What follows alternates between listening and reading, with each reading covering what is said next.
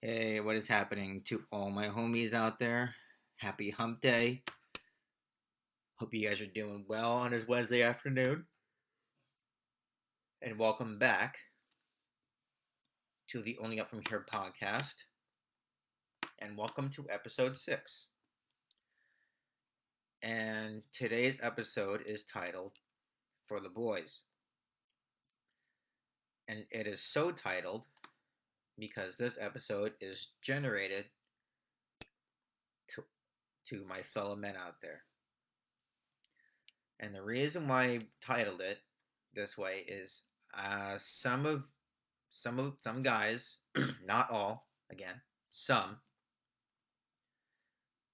probably don't know what questions to ask a girl on a dating app, when they match on a dating app, or in person on dates. And I'm gonna give some of the most important questions that I ask. So, without further ado, let's get into it. Question number 1. When I'm on a date with a girl or chatting with a girl on a dating app, the most important question I will ask a girl is what is your family like? Now, when I'm asking this question, there are a couple of things that I'm trying to gauge from a rather loaded question. Is her family, is she coming from a broken household? I.e., the parents are divorced, there's some tension in the household, stuff like that. The second thing I'm trying to gather from that is what parent is she closest to? Is it the mom? Is she closer to mom or is she closer to dad? Now, ladies, don't get it twisted. There's nothing wrong with you guys being closer to your mom, or if you're closer to your mom. What I'm trying to get at is if you have a relationship with your dad or the prominent male figure in the household, I feel this is an important question to ask a girl because you can tell a lot about them based on the relationship they have with their dad. What I mean by this is typically women from a broken household and don't have a good or even decent relationship with their dads. They tend to be rather promiscuous. They don't understand their value. And they may or may not be women you wanna get serious. You want to take seriously. That's not now. I want to say this. I'm going to be very specific when I say this, or I'm going to be very clear in saying this. This is not every woman out there. This is from what I've experienced myself and what I've learned as I've gotten older. The kind of women I want to bring into my life. And a lot of the women that I went after when I was younger, when I was in college, a lot of them didn't have a decent or even good relationship with their dads. The women that did have a good relationship with their dads, they're very self-respecting. They hold themselves to a higher standard. They don't feel the need to. They don't feel the need to get to be validated, to have their value validated by attention, i.e., through OnlyFans, thirst traps, etc. Again, I'm going to be very clear in saying that this is not all women. This is from my own experience. Now, a lot of them, sure, they may have figured it out later on, but I'm just saying, typically, And generally speaking, another thing, another important question I like to ask the girls I match with on dating apps or on a date with, how do you what how they feel about kids. Now, I'm not going to speak for all men listening in or all men out there, but for me, I've wanted kids since I was 18 years old. So I'm very peculiar nowadays about what kind of women I select and let into my life. I don't care if you're a 10 on a dating app or if I'm out with or on a date with a girl that's absolutely gorgeous. If you don't want kids out the gate, I typically, if it's on a dating app, I don't even bother. I don't waste my time. Now, that's not to say a girl can't change her mind, but that takes a very it takes a different kind of conversation. Hopefully you guys have already been established by that time. If you so choose to date a girl who out the gate says she does not want kids. And then you also have to come to an agreement on how many you want. For me, personally, I come from a somewhat big family. So my number is set on 4. I've been set on 4. I don't I can compromise with 3, but my number is set on 4. Also, a very important another important I this is a question that I deem important, maybe not you, maybe you guys won't, but this is what I deem important. How many does she like animals?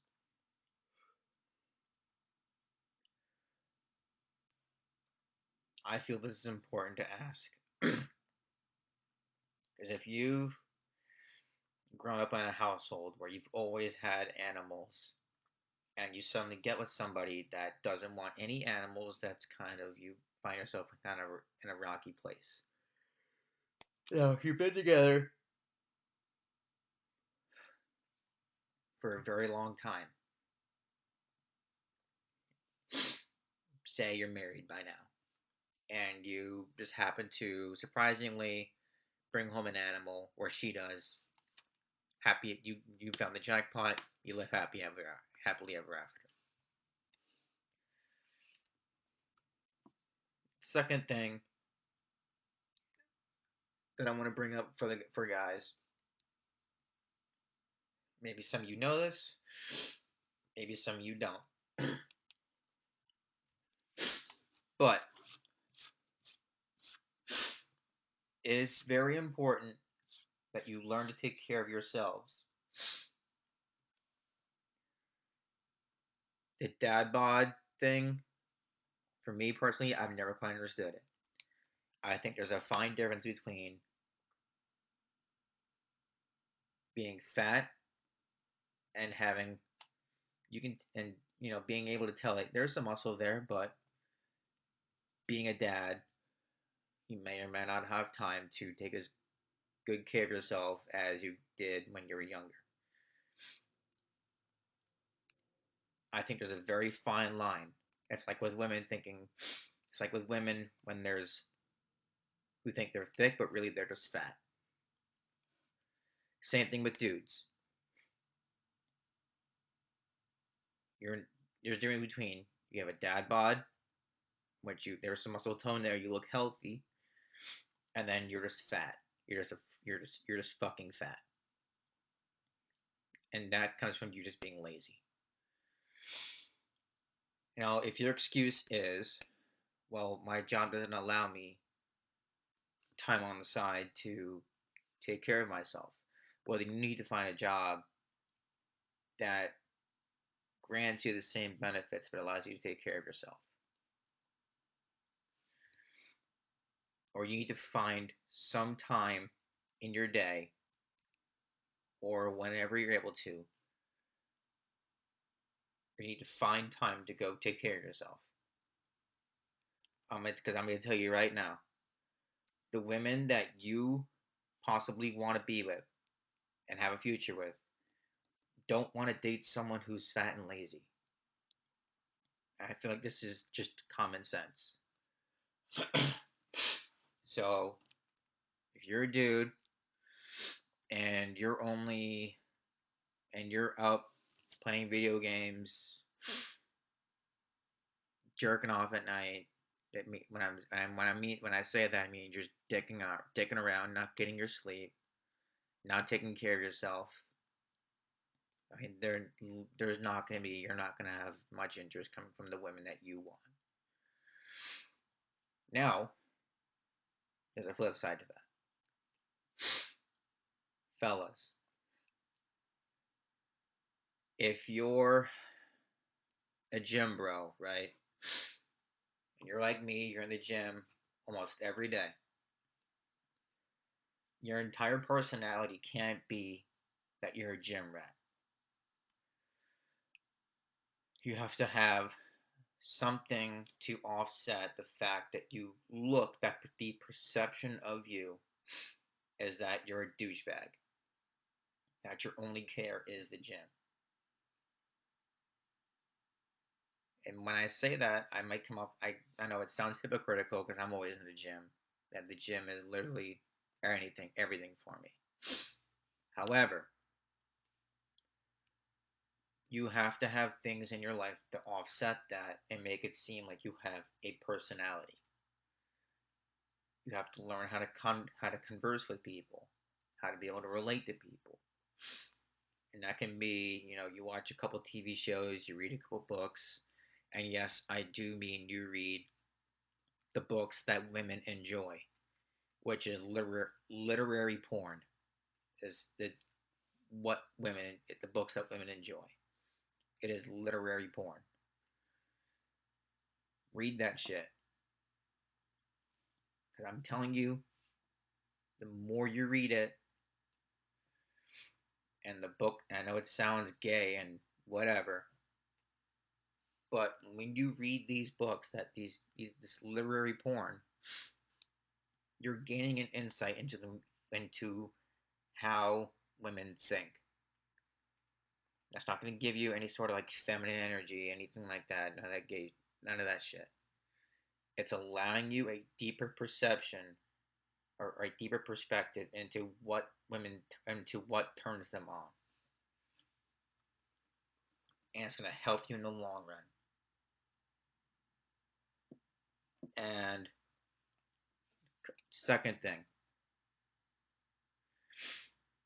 if you should be listening to one or two podcasts a day, or find one podcast that you really like. For me personally, I listen to biblical sermons, and it's from the Elevation podcast from Stephen Furtick. For me, this is just for me. It really helps me get me mentally ready for my day, for my week rather. It puts me in a different mindset. So that's for me. The second podcast I'm going to recommend is The Transcendent from Niall Naga. He talks about growing up being obese, um,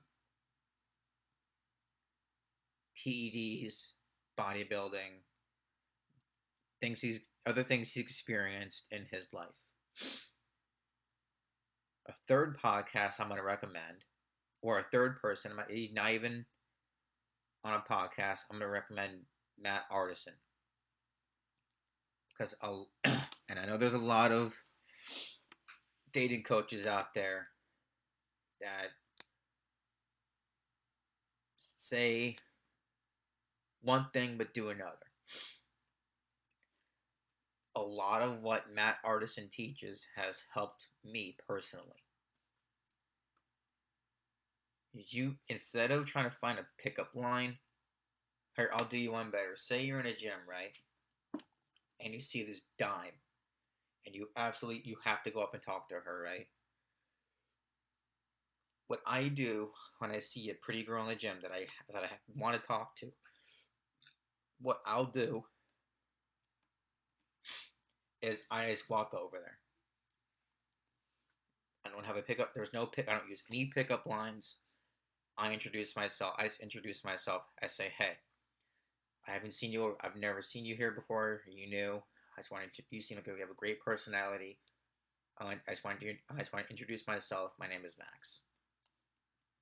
You give them a handshake. You talk to them for about 2 minutes, and then you move on. Don't hover, because the girl that you're talking to is already freaked out enough psychologically because she's in a room surrounded by testosterone. The last thing she wants is some creep dick hovering around her while she's trying to do an exercise. For some people, for some women, the gym is already intimidating enough as it is. So, just walk up to her, count to, don't even count to three. Just go up, walk up to her after you're set, and for the love of God, don't walk up to her mid set. Wait till she's done, or she's walking around.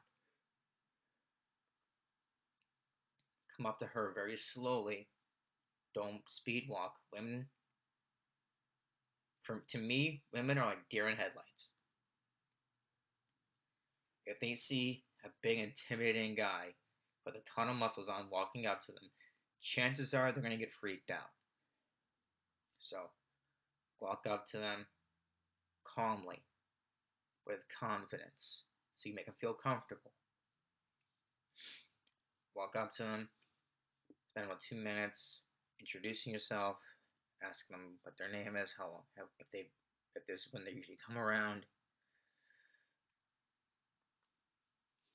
and then go about your day, and then go about your workout, finish it, and if you guys happen to leave at the same time, have a deeper conversation.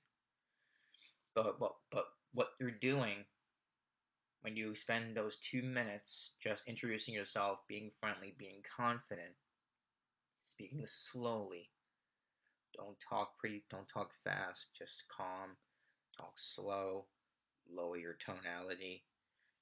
What you're doing is you're psychologically, you're making them think that they can be relaxed around you. They can be calm, you're not gonna intimidate them, you're not scary. Women like feeling comfortable around the guy that they're talking to. So if you are confident, you're talking slowly, you have a lower tonality, they're going to feel more confident and more relaxed around you. And, who knows? You might see them throughout the week. Maybe she might even have made such an impact on her. You might see her at the same time you come in, and you guys might hit off and become whatever. But you don't need a pickup line. Just be you. Talk to them like they're a person. They hear about 1,000 pickup lines worded every which way every single day, 24/7, 365. Just talk to them like they're a person. Same thing if you're at a bar or a club and you see a girl, same thing. If you're at a bar, you have a better chance of being able to have a conversation with this girl. Overall, ideally, the best places to meet a girl, the gym. For me personally, it's the gym. Or, you might get lucky, bar, grocery store, out and about. You might have a harder time at a bar or club just because these women are getting approached no matter what, throughout the entire night. So, if you do approach a girl at night, What can set you apart is by just talking to her like a normal person, no pickup line, nothing like that. Another thing, another tip for the guys: have a good cologne. Get a subscription to. There's a company called Scentbird. Scent, like sense of smell, SCENT, and then Bird. It's a monthly cologne subscription. It's like $14 a month. They send you designer colognes to your door, and you can get a different one every month or twice a month or whatever the thing is. But a lot of colognes are going to accentuate your natural sense of smell differently, and a lot of those, a lot of those scents are going to psychologically appeal to women just based on your natural bodily odor, not BO, like you just came from the gym, you smell disgusting, but your natural odor, your natural odor is what's going to get accentuated by these colognes. So for me personally, I've had great success with Sauvage from Dior. I've had great success. Versace Eros, overused, but you can get a lot of good colognes from the subscription from this company. And another thing, make sure you get your sleep. That's super. I cannot stress enough I cannot stress how important sleep is to your mental clarity. Making sure that you're alert and more focused in your day. Oh, before we leave today, stop watching fucking porn. Get off OnlyFans. Get off the OnlyFans. It is not worth paying $5 to pay to see a girl's goodies. Chances are that girl is not for you. So maybe I don't know. OnlyFans is a controversial topic. So if you want those virtuous women, they're not on OnlyFans. I can tell you from personal experience, when you stop watching that stuff for an extended period of time, you start to notice certain changes in your body. You start to feel super confident. And when you talk to women, they can feel that. They feed off of you. But hope this helps. And don't forget to share, like, subscribe. Check us out on social media. I have an Instagram page. Just go to only up from here. Should pop up. Go ahead and follow my main page, MA Ferguson 94. And I will see you guys on the next episode. Happy Hump Day.